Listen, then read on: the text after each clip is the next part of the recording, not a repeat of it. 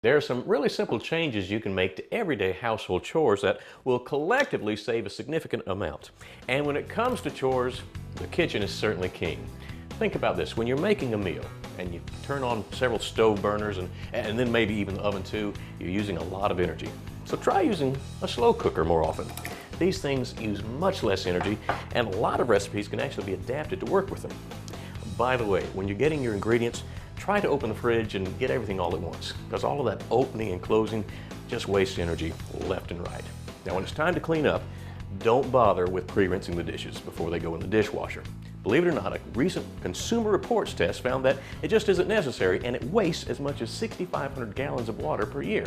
And while we're on the subject, your dishwasher actually uses less energy than it takes to wash a sink load of plates by hand, so go ahead, use it guilt-free. Just be sure to wash full loads. Speaking of that, you've probably also heard that you should only wash full loads of clothes too. Well, you're right, and you should also use cold water whenever possible because it makes a big difference. But did you know that when you're drying clothes, you should be careful not to overload the dryer? The clothes will take longer to dry, using more energy in the process. And if you don't clean out the lint screen regularly, your dryer can use up to 30% more energy just to get the job done. Of course, if the weather cooperates, the most energy efficient way to dry your clothes is on the line in the sunshine.